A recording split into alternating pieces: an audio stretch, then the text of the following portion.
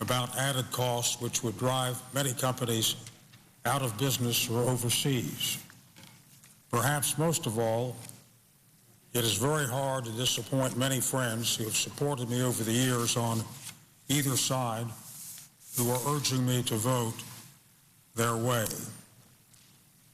In voting for cloture, that is to cut off debate in June of 2007, I emphasized in my floor statement and in the law review article that I was not supporting the bill on the merits, but only to take up the issue of labor law reform. Hearings had shown that the NLRB was dysfunctional and badly politicized. When Republicans controlled the board, the decisions were for business. With Democrats in control, the decisions were for labor. Some cases took as long as 11 years to decide. The remedies were ineffective. Regrettably, there has been widespread intimidation on both sides. Testimony shows union officials visit workers' homes with strong-arm tactics and refuse to leave until cards are signed.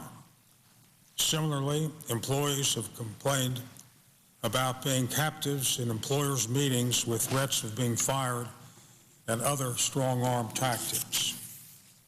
On the merits, the issue which has emerged at the top of the list for me is the elimination of the secret ballot, which is the cornerstone of how contests are decided in a democratic society. The bill's requirement for compulsory arbitration, if an agreement is not reached within 120 days, may subject the employer to a deal he or she cannot live with. Such arbitration runs contrary to the basic tenet of the Wagner Act for collective bargaining, which makes the employer liable only for a deal he or she agrees to. The arbitration provision could be substantially improved by the last best offer procedure, which would limit the arbitrator's discretion and prompt the parties to move to more reasonable positions. In seeking more union membership and negotiating leverage, labor has a valid point that they have suffered greatly from outsourcing of jobs to foreign countries and losses in pension and health benefits. President Obama has pressed labor's argument that the middle class needs to be strengthened through more power to unions in their negotiations with business.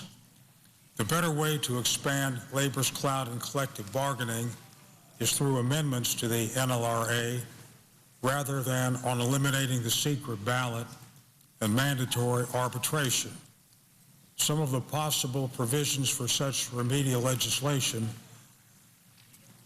are set forth in an appendix to this statement. In June 2007, the employer's choice was virtually monolithic. That is, the vote on the employer's choice bill was virtually monolithic. 50 senators, Democrats, voted for cloture and 48 Republicans against. I was the only Republican to vote for cloture. The prospects for the next cloture votes are virtually the same.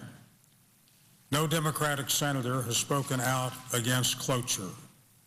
Republican senators are outspoken in favor of a filibuster.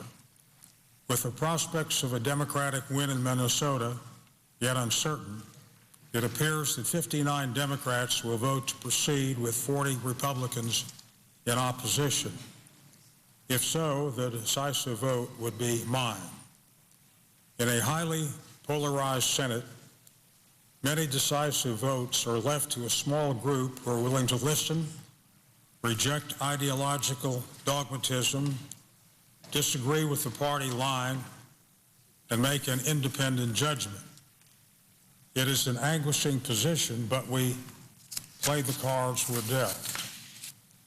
The emphasis on bipartisanship is, I think, misplaced.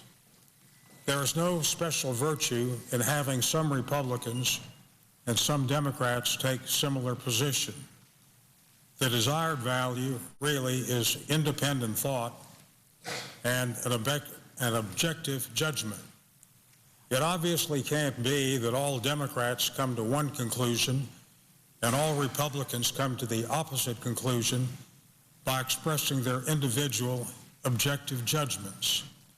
Senators' sentiments expressed in the cloakroom frequently differ dramatically from their votes in the well of the Senate. The nation would be better served, in my opinion, with public policy determined by independent, objective legislators' judgments. The problem of the recession makes this a particularly bad time to enact employees' choice legislation. Employers understandably complain that adding a burden would result in further job losses. If efforts are unsuccessful to give labor sufficient bargaining power through amendments to the NLRA, then I would be willing to reconsider employees' choice legislation when the economy returns to normalcy. I'm announcing my decision now because I have consulted with a very large number of interested parties on both sides, and I have made up my mind. Knowing that I will not support cloture on this bill, senators may choose to move on and amend the NLRA as I have suggested or otherwise. This announcement should end the rumor mill that I have made some deal for my political advantage. I have not traded my vote in the past, and I would not do so now. I ask consent that the text be included in the record and that statement of appendix with suggested revisions to the National Labor Relations Act be included as well. Is there objection?